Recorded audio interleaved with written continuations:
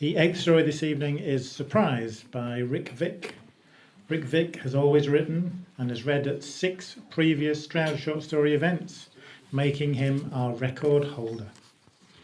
He says he was a duff student at school but was a fast sprinter, which somewhat redeemed him and is perhaps why he writes short prose pieces. He always likes to keep the finish line in sight. So please welcome to read Surprise, Rick Vick.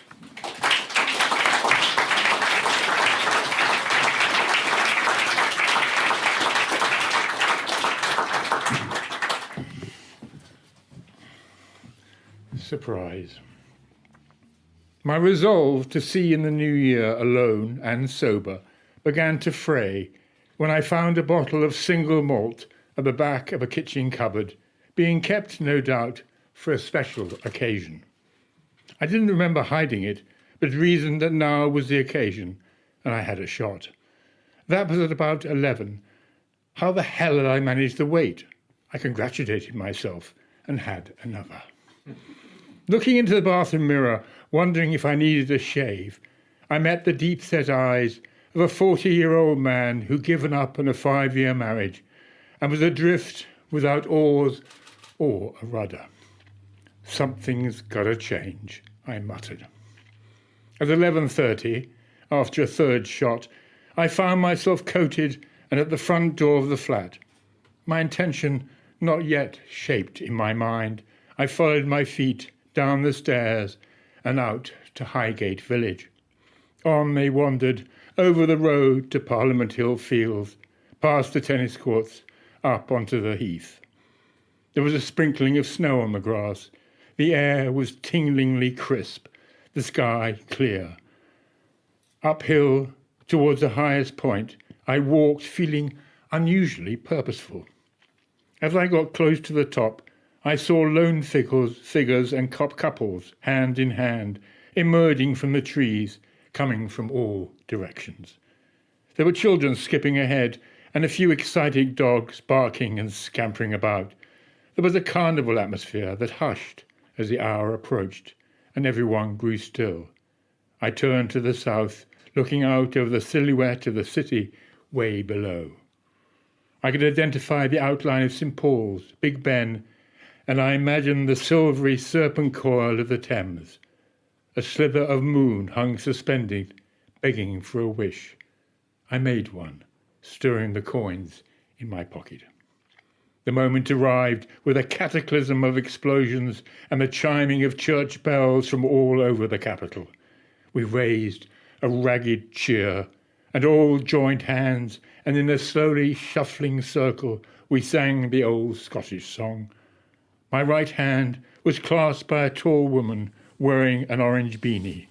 A white-bearded guy in a ragged overcoat hung onto my left hand, singing heartily. As the song ended, we greeted one another, and some embraced.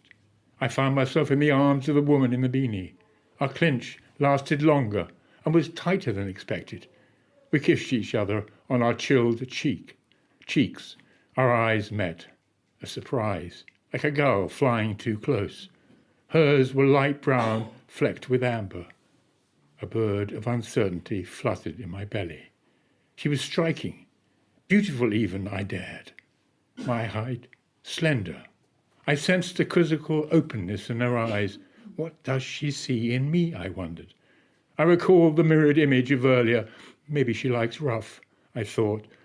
Bells were still ringing and fireworks exploding, lighting up the sky. She tilted her head to one side. "Shall we go for a drink?" she said in a deep, husky voice with a hint of a Scottish brogue. We walked back down the hill. She told me she was staying in a friend's flat not far from where I had my billet. "I thought I'd try being alone," she said.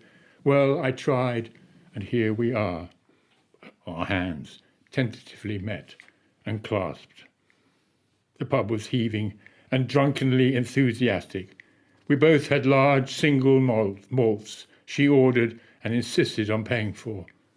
Standing behind her at the bar, I was tempted to reach out to touch her arse, provocatively rounded beneath a tartan skirt falling over red leather boots. We managed to find a corner table where we sat, facing each other. There was something vaguely familiar about her face.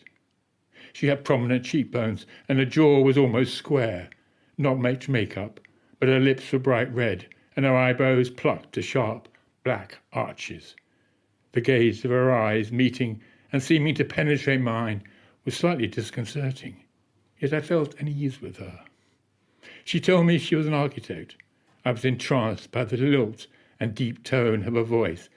A little shyly, I told her I was a poet. I write verse too, she said.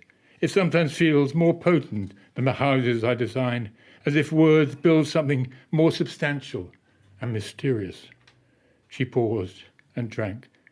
I noticed her fingers were long, the knuckles pronounced. What part do you feel surprise plays in life? She leant forward to ask. I didn't have to think. It's all about surprise. Like us meeting like this, the unexpected is what makes it all sufferable. We clinked our glasses. My bird in the belly reappeared. She touched the back of my hand with the index finger of her left hand. Then she dipped the same finger in my glass, lifted it, and flicked a spray of whisky at my face. Surprise! She mouthed, laughing at my jerk of alarm. I wiped my face. Then, meeting her eyes, I took myself by surprise. Do you want to come back to my place? I asked. Sure, she said. She took off her woolly hat as soon as we were through the door, tossed it aside and shook free a torrent of auburn hair. We hugged, and in that embrace I felt an urgency surge between us, like riding a surfboard on a tsunami. She pulled off her sweater in one swoop of her arms, and I, not so adroitly, my jersey. Her breasts, firm as melons, tipped with tiny cherries, pressed against my chest. We kissed, a deep, electric reconnoitring. Still kissing, we shuffled into the bedroom, where we tilted and toppled onto the bed. Freeing my hand, I reached down to the waistband of her skirt. Surprise is all, she whispered into my ear as my hand slid over her belly through a thick bush of hair and encountered an erect penis. I grasped it firmly.